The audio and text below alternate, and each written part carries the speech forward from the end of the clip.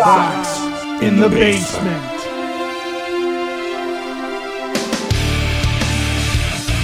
So football season ended abruptly. I mean, it was really exciting on Sunday night. Like, I was jumping around in my 17-year-old's arms, and he was in mine, and the 10-year-old ran over and almost got knocked over by the two of us on that fourth down Hail Mary touchdown pass to get you to overtime as a Bears fan, and then to watch it all kind of fall apart. And I'm not even going to get into that. We're not football analysts. Although when Chris Collinsworth instinctively says, DJ Moore, what are you doing? I think you know the answer to the question. I think it might be DJ Moore's fault. I mean, I don't know. I listened to a lot of Chicago sports talk radio on Monday morning, and I think the consensus is they want to ride him out on a rail, which is really, really amazing if you take just a step back and think about the big moments that he's had. And now it's like time to get rid of DJ Moore. So look, I can't even touch football with a 10-foot pole. I'd rather talk White Sox baseball. And one of the things you should know about is that over the last couple of days, we have locked up a couple of big guests for the $1,000 guest bounty, which you will hear from in the coming weeks, because we got to get them to where we're going to sit down and talk. I think we're going to record at least two of them at Cork and Carry, or Cork and Carry at the Park. And then we're going to get them here on Sox in the Basement for you to consume. And the best guest of the offseason, the person that hooks us up with that, wins $1,000 from Cork and Carry at the Park for the $1,000 guest bounty. And there's still time to get your guest in. It does not need to be baseball or White Sox related. I think you would assume Don Cooper is the leader right now in the clubhouse, but it is not a foregone conclusion, because fans will vote during spring training as to who deserves the $1,000, and Cork and Carry at the Park is the place for your pregame, your postgame, your in-game viewing. Great staff. It's very fast before the game. You are not going to miss a pitch. The indoor-outdoor seating, it's a beautiful place to hang out, especially when the weather gets nice, but all throughout the season, a great place to hang out. Award-winning menu of burgers and ballpark favorites. See everything they're doing at corkandcarry.com. So let's talk about the Sox, and let's talk about an article that came out as we record today on the 19th, this show dropping on the 20th. And let's talk about this article on ESPN from Jesse Rogers, where he looks at the entire Central Division, which I like. I like this. Yeah, I like the idea this is good. Comparing everybody in the division. And you could find it on ESPN. I'm not going to go through the whole thing that he wrote here, but he comes up with a ranking system where 1 is their work is basically done this offseason. And 5 is the offseason has been a disaster. Can they turn it around? And then there are, spots in between 2, 3, and 4 in there. So on a scale of 1 to 5. And the White Sox get a 1, essentially saying their work is basically done this offseason. Now, he talks about the fact that we're still looking to see if Luis Robert Jr. moves on and what that return would be. He talks about the fact that it would make sense to bring in another outfielder, and the fact that Mike Tauchman is still available out there, and it may make sense to bring him back. And the idea that he was a nice guy inside of the clubhouse to have. So it might make sense to still get him to return, and that may be somewhere that they look. They talk about Murakami, they talk about Anthony Kay, they talk about Sean Newcomb. They don't mention all these other guys essentially that are minor league contracts or guys that were acquired and are sitting on the 40-man roster that are on the cusp of making it into the major leagues. We picked up a few outfielders that way, but he essentially says the Sox are done. The Guardians are a 4. They're very close to having that worst rating of a 5. They haven't done very much. He doesn't feel like the Tigers have done very much. He sees the Kansas City Royals as being just a little bit behind the White Sox in their offseason.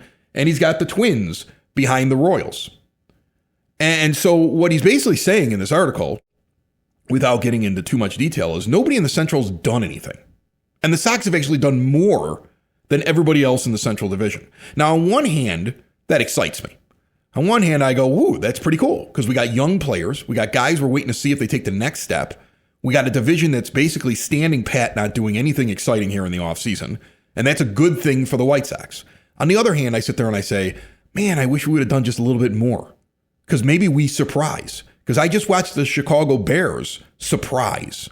And I'm not expecting the White Sox to surprise at that level where they go to the postseason right away in 2026.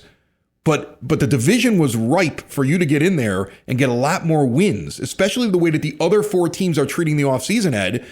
And in the end, you're getting the best ranking, but I don't know if you really deserve it. You don't. You don't deserve it. They haven't done nearly enough.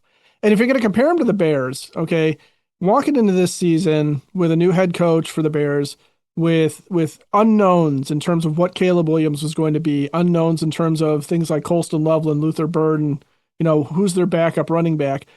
There was a lot of things that there were questions, and there were a lot of what ifs for the Bears that were like, well, yeah, but what if Caleb is really good? Well, we found out. We found out what happens if Caleb's really good. What if Colston Loveland's the real deal? We found out, okay? And as Bears fans, you can look at that, but what the Bears had in place was they had an offensive line that you could sit there and go, we know what those guys are. We know what Joe Thuney rather. We know what Darnell Wright is. We know, they beefed up the inside of their offensive line. They had DJ Moore, okay? And I know he wants to be ridden out on rails, but they had DJ Moore. We know what DJ Moore is. They had DeAndre Swift. We know what DeAndre Swift is. They had Cole Kmet. We know what Cole Kmet is. What do the White Sox have that we know that they are? Okay, who on this roster, who on the projected 26-man roster, even on the 40-man for that matter, at this point, can you walk into this season and say, I know who this guy is? Okay, I know what this guy is going to give me. Andrew Benintendi, I think offensively, is the closest you have to someone who might give you what's on the back of his baseball card, but that's a what if he's healthy or what if his Achilles is really bad. Davis Martin from the pitching staff is probably the closest thing you have to a starter that you can sit there and go, yeah, I think I understand what he is. And he's not all that good. And that's part of the problem. I mean, that's a little like saying, the Bears had, Travis Homer as a backup running back. Yeah, we know what Travis Homer is, but it doesn't matter. Doesn't make that much of a difference. Doesn't move the needle.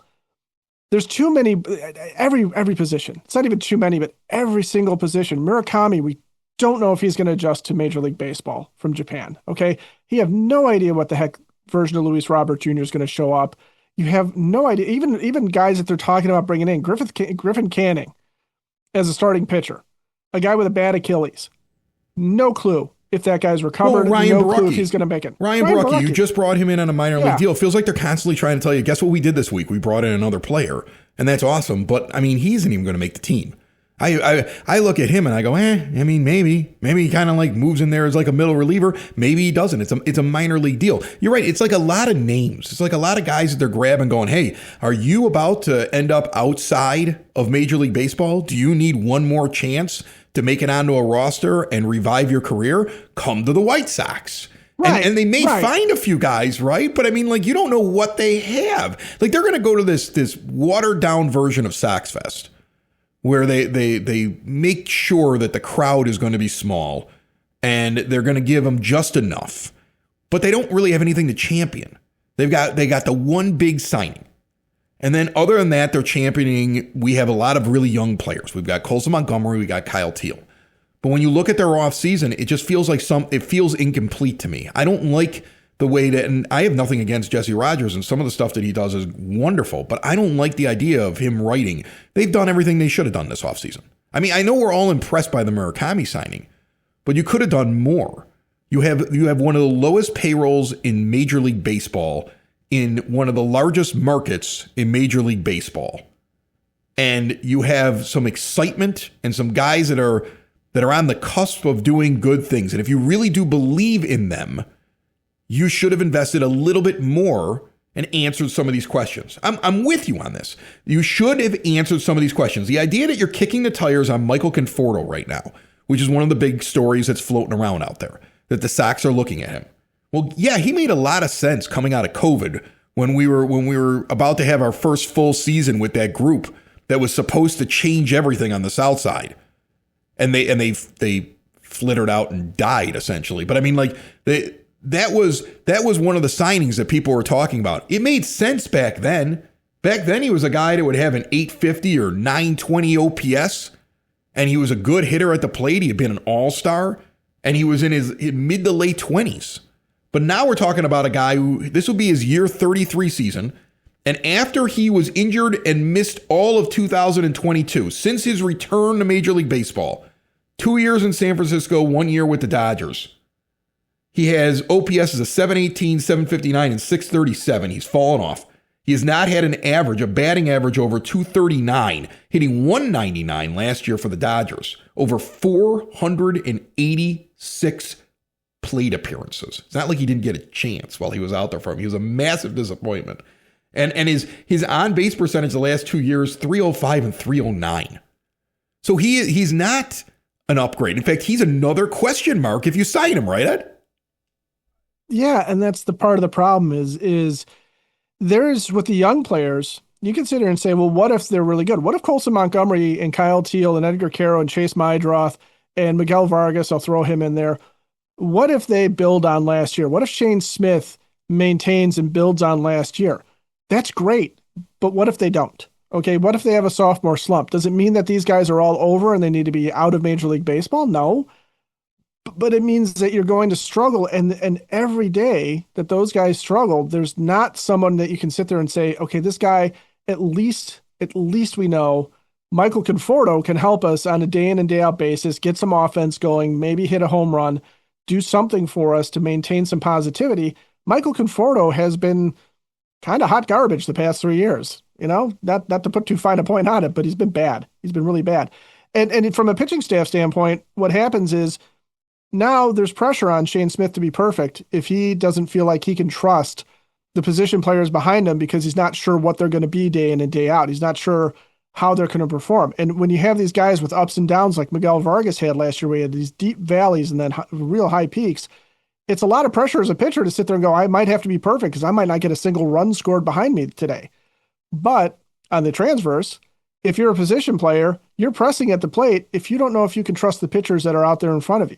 So like I said, if they find that they can trust Shane Smith and they find that they can trust Anthony Kay and they can find that they can trust Davis Martin, that's great. But right now, walking into spring training, I don't care, not just as a fan standpoint, but if I'm on that team, I'm sitting there looking around going, Jesus, I hope we're as good as we think we are.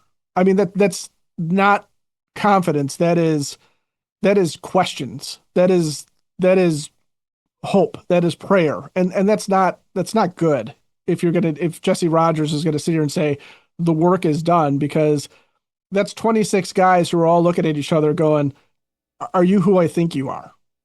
Ed, Hyatt Home Medical Equipment wants to help you switch to a new age of life, keep mom and dad, grandma and grandpa out of assisted living, and make it so they can get around on their own and live independently with stair lifts, ramps, grab bars, lift chairs, and even bathroom remodeling. The bathroom can be a very dangerous place. They will do everything to that bathroom to make it as safe and as sound as possible. They're going to work with your insurance. They have 0% financing for qualified individuals. And if you use a CPAP machine and you're unhappy with your vendor, switch now, get supplies directly mailed to you, and you can test out the latest and greatest in CPAPs in their showroom on the South Side. They also have the latest and greatest in continuous glucose monitors and so much more. See everything that Hyatt can offer you, no matter if you are coming off of an injury or a surgery, or you're making that change to that new age of life at hhme.com. Let's just take a quick look at the roster. Just kind of, because I don't want to be negative about the roster. I think that's the thing. I don't want to sound like I don't think they're going to be a better team next year. I do think they're going to be a better team next year. I expect some of these guys to improve and take that next step. But I think the problem is I wanted to see more filled in around them that wasn't a question mark. I'm with you on this. I would have liked to have seen more solid players that I would be like, that's taken care of. Because as I move myself around the horn, first of all, catcher's taken care of, because one of them is going to be good. Like at a bare minimum, one of them is going to be good, right? Even if the other guy comes out, it turns out it was just, he just can't handle it, struggles a little bit. There's no way both of them are bad. So I think a catcher was solid, right? There's a lot of pedigree there, and there's history. I mean, I agree. Kyle Teal, Edgar Caro showed that they belong in the majors. Corey Lee is a quality catcher. Drew Romo was a very, very high draft pick. I mean, he's got a lot of pedigree in the minors. And they just added him. Yeah. So you look at it, and like I said, I'm not trying to be negative, but on the positive side, yeah, you expect Kyle Teal and Edgar Caro in particular to take that next step and be that guy. And you kind of think like, hey, Corey Lee belongs, but it's not a guarantee. They just haven't done it yet. After next year, string together 2 years where you've been pretty consistent, and at a young age, player wise. And I could sit there and say, you know what, I believe in Kyle Teel, Edgar Carroll, pencil him in for this, and they might even have another gear that we don't even know about.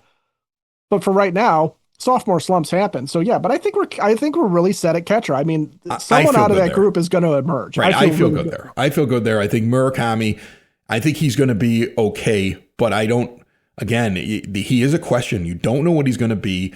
You don't know how he's going to adjust to major league pitching. You don't know whether or not the off-speed pitches are going to be missing that bat. You know, is he or the be, fastballs? yeah. Because in Japan the fastballs are not as it's not as big of a fastball game as it is over here, and that's the knock on him was, can he catch up to if someone's sitting there busting him in at 98, which happens a lot in the majors? Is he going to be able to get around on it? But I mean, on the plus side, they said the same thing about Abreu when he came to the White Sox, and he did pretty good. I think Meidroth, Montgomery, and Vargas around the horn was always going to be the plan. I don't think that I could have shoehorned a veteran in there because No. I want to see what Meidroth does. I believe in Montgomery. I mean, heck, again, Major League MLB Network lists him as the 88th best player out there right now on their top 100 list. And they're going to give Vargas one more year. They're going to give him one more year to say, okay, what are you? You finally got back to the base of what we expected. We're waiting for you to take that next step. What are you? And if he doesn't work out, they've got some young players coming up behind him that eventually could take over that role at third or could move Montgomery from short to third. There's a lot of different options that are there. So I'm okay with the fact there wasn't a veteran added. I think where my problem is and your problem is that the outfield to me is a hodgepodge of what is this? Like, I mean, like Andrew Benintendi, they've admitted that he's had Achilles issues. Chris Getz has said he's probably not going to be out there in the outfield all the time, almost suggesting he's going to get some stints at DH. So there's a weak spot out in your outfield. Then you go to center field and you got a guy who you've been trying to trade for almost a calendar year at this point, that you picked up as option because you want to get the most value out of him. And who knows, maybe Luis Robert Jr. shows up completely healthy. Maybe somebody's told him all the stuff that all White Sox fans are talking about him and the way that everybody's starting to doubt if he's any good. And maybe he comes in with this attitude that I haven't seen yet from him, but he comes in with this attitude of, I'm going to prove everybody wrong, goes out, hits 40 home runs, hits 320, is healthy all year long and is tracking down every ball out there in the outfield like it's the good old days of the early 2020s. Maybe that happens, right? Maybe it doesn't. Maybe I get what I got from him last year. And I don't think that's good enough. So like there's a question there, and then you move over to right field, and they're still telling you. I mean, the White Sox are literally telling you until somebody steals his job, right field is Brooks Baldwin. What? What is he? So like that's my problem. My problem is that I'm super excited about the catching position. And I'm totally cool with your infield being your infield this year. And I'm not as worried about designated hitter because one of the other catchers can slide in there, or Lenny Sosa, or you can decide you want to have Benintendi be more of a designated hitter. I'm fine with all that. I look out in your outfield and I go, huh? Like, I mean, we're talking about Conforto, and I have more hope for Jared Kelenic. That if they sign Conforto, I'd be like, I don't know, we're taking away a Jared Kelenic opportunity. But I mean, this is what I'm clinging to as a White Sox fan, is the idea, well, maybe this guy who's got this high pedigree, who's only 26 years old, they're going to fix his swing and he's going to be amazing, right? I'm drinking the we can fix him Kool-Aid, and that doesn't always work. For every guy that you fix, there's a couple of them that you don't fix, that are unfixable, that really are bad. And there's just all these questions with these outfielders. They've got a few guys that they've grabbed from other teams that have spent most of their time in AAA and had a little cup of coffee here and there in the majors that you're waiting to see if they break out. Well, that's awesome, but I've seen that already in this rebuild, if we want to call it that. What Chris Getz has done, I've seen those players already show up, fail, and disappear. So I like my positivity about the team. It's really funny. You can geographically locate it in the infield. Like that's where all my positivity is, Ed. My positivity is where they play on the dirt. Like that's where all my if your main position is standing on dirt instead of grass, I'm positive about you. If you stand in grass most of the time, I'm not very positive. I don't know what the heck is going on. I'm confused. I'm a little worried about the entire thing. And I would have liked to have seen it shored up at least at one position. Give me the answer as to what you're going to do in center field. I'm sick of waiting. Tell me whether or not Andrew Benintendi can actually play a competent defense out there, because there were excuses as to why he couldn't do it last year because of his Achilles thing and the idea that you really couldn't move him because of that. So it makes me feel like that's a permanent thing. Like sometimes you hurt your Achilles and it will always slow you down for the rest of your life, no matter how much rehab you do. And so, and right field again is Brooks Baldwin or whoever can take his job out of the hodgepodge of people that we have that we've collected throughout this entire offseason. So I think that's what concerns me. Like I'm excited about seeing Shane Smith again. I don't think he's as worried about his infield defense as he may be worried about whether or not they're scoring runs. I get your point on that. And I think that some of these guys are going to take the next step, but not all of them are going to do it. And I think that's the thing. To me, the biggest question mark that remains out there for the White Sox is the outfield, which could be anything. Like I'm okay with the hodgepodge of relief pitchers. That's how I would build my bullpen if I were a general manager. I'd be like, we're going to bring in a bunch of arms. We're going to see who's hot. We're going to see who's cold. And we're going to see who's got something new. And we're going to see who we think is exciting. And we're going to put a bullpen together. I'm fine with that. I'm fine with that kind of bullpen thing. All right. And you got a couple of guys that may make it into the rotation. I'm cool with it because you got Noah Schultz and Hagen Smith that eventually you're going to bring in there. I'm okay with that. But it's the outfield. The outfield scares me the most. Yeah, and my point about the pitching staff is that going into the offseason, you wanted to see them bring in one solid veteran. Yes. Who you could count on every 5 days to give you a good, honest effort. And maybe that guy is Davis Martin, okay? And I'm going to give Martin a little bit of a break because he was coming off of Tommy John for a while there, and you know it takes you a bit of time to get into it. But Davis Martin also is not a number 1 or 2 on almost every other team in the majors. Right. Anthony Kay and Sean Newcomb are not what we needed in our rotation. No, because it's less than what they should have gone out and done. Newcomb isn't even going to make the rotation. I'm telling you, that's my bold prediction right now. Right. Sean Newcomb doesn't make the rotation. Oh, if Sean Newcomb's in the rotation is worse this year than it was last year. Absolutely. And Anthony Kay wasn't exactly lighting it up as a starter, even overseas. I mean, he was still working out of the bullpen. It's just that he could be stretched out. He's not Eric Fetty. He's not Eric Fetty. I was more positive about Fetty than I am about Kay, and I think that's completely fair. Because Fetty had added a pitch to his arsenal. It was far more dominant. And what did we see out of Fetty? We saw him come back. We saw him kind of do really well against the major leagues. And then Major League Baseball adjusted to Eric Fetty. And now he's just kind of a middle-of-the-road starting pitcher. I mean, I don't know if Anthony Kay can even reach what Fetty did. So, I mean, seriously, this rotation, the way it's built, is not built well. And there's not an improvement on what you had last year. You haven't fixed anything, and you're not giving support to the other players around the team. What was the number one thing we talked about? We talked about the idea of development, yes. Worrying about roadblocks, kind of stupid, and you definitely have to make sure you add a few things and answer a few questions so the young guys can develop without feeling like the weight of the world's on their shoulders. And you have not done that with your rotation.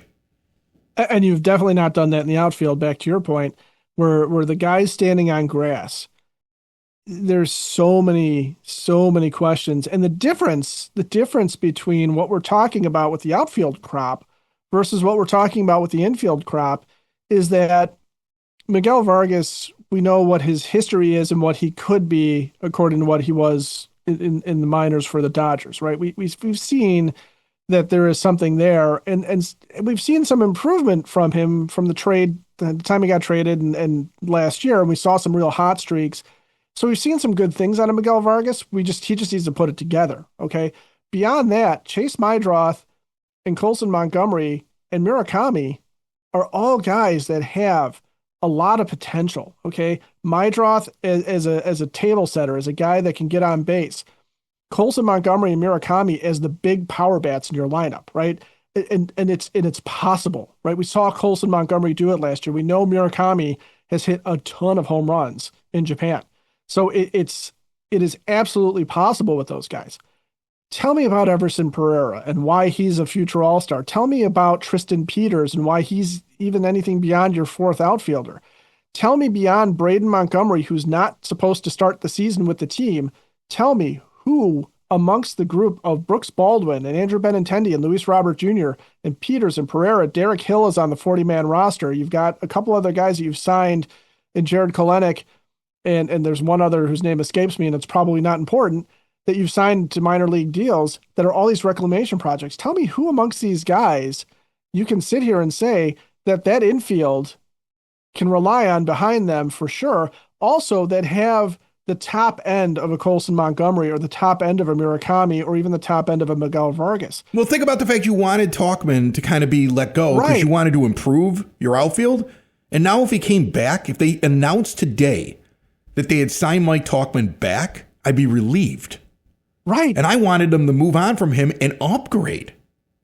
And, yes, and now you'd be lucky to get him back on your team. That's why, that's the thing. If you listen to what we're talking about here, we're reacting to an ESPN article by Jesse Rogers that essentially says they've done everything they should have done this offseason and they're done. And my thing is, if they're done, they didn't do that well. Take the Murakami signing out. They didn't do anything. And think about how close that comes to not occurring until you get like the consortium of folks over there to convince Jerry it's a good financial decision to bring in that guy because of the market he brings from Japan to make money. And so that's the thing. I don't think they're done. They shouldn't be done. They shouldn't believe that. They shouldn't believe they're done. It is only January. But this is an incomplete offseason the way it stands right now. And maybe the answer is a trade. And maybe that stuff doesn't develop until you get to February and pitchers and catchers have reported and teams start looking around and realizing that they have a position to fill and the music is stopping and they run out of chairs. And now all of a sudden they're knocking on the White Sox doors going, okay, we're willing to do that trade that you floated at us 2 months ago at the GM meetings. Maybe that's the thing that saves the offseason. But I just don't think enough was done to support the young guys that you're bringing up in 2026 because you want those guys to take such a step in 26 that you're competitive in 27. That we're talking in the 27 offseason about the guys you're going to sign that are going to elevate this team into a contender. Because you can't come back to me after 2026 and say, we're still a few years away. We got to just see the development of these guys. And don't worry, these guys in the minor leagues will be here in a year or two. You can't do that. Your fan base isn't going to put up with it. And to be honest with you, it would be a disingenuous way to run a baseball team or to present it to anybody. So this is a year where you got to see growth amongst these young guys. And to do that, the best way to do that is to give them the right amount of support. I expected more eggs to be broken to make the omelet, Ed. I expected a trade. I expected something to get moved around here besides adding a first baseman and a bunch of minor league contracts. And that's what it feels like all they've done so far. So here's the thing. I believe in my heart of hearts, the offseason is not over for the White Sox. I pray that the offseason is not over for the White Sox. If it is over, as this article would suggest, or at least this article suggests they don't need to do anymore and you should be satisfied, I would say, one, that isn't true. You should not be satisfied with this. And two, it better not be over yet. Yeah, and it's probably going to have to come from a trade. If they're going to get an established major league outfielder out of this, or a guy that is pretty well ready to go, where you can watch him and sit there and go, yeah, okay, I think we know what this guy is going to be or what this guy is. It's going to have to come from a trade because the cupboard is pretty bare. I mean, it wasn't great to begin with. You weren't in the running for Kyle Tucker, no. Right? You're not in the running for Cody Bellinger, but could you do better than Michael Conforto? Yes. Yeah, you could do better than Michael Conforto. Do you want Harrison Bader coming off of a career year where he's been kind of dog meat for most of his career? Probably not. And there's a lot of guys that are like that. I saw Max Kepler was a guy that people were looking at, and he's never really been much of anything. And now he's suspended for 80 games. Yeah. Right. So he isn't even a possibility. Look, the cupboard was kind of bare in the outfield. That's admittedly so. The cupboard was kind of bare in the outfield. All right. I just don't think that I don't know what it is. Maybe I'm an impatient fan, right? Maybe things like trading Luis Robert Jr. is something that takes a lot more time than I think it should. All right. Or they should just be like, no, we believe in him. Like, maybe I would feel better if I felt this confidence that they were like, no, this was the reason. We expect him to be out there. We expect him to hit 30-some home runs. We expect him to hit in the high 200s. We expect him to, at absolute minimum, to be healthy this year. These are the things we're doing it for. And I don't hear trade rumors about him. Then maybe I'd feel more confident about the outfield, right? Maybe it's a perception thing. I think the other reason is that even though we always talk about the idea of sometimes you're going to have to find a hitter by grabbing a guy that's close and then developing him, and that may be what they're doing with these outfielders. I just keep thinking of Dominic Fletcher and how I believed in that a few years ago. Right. And that didn't work. And a lot of times that stuff doesn't work. So it'd just be nice to see them move something. Like, I still can't figure out what Lenny Sosa's role is.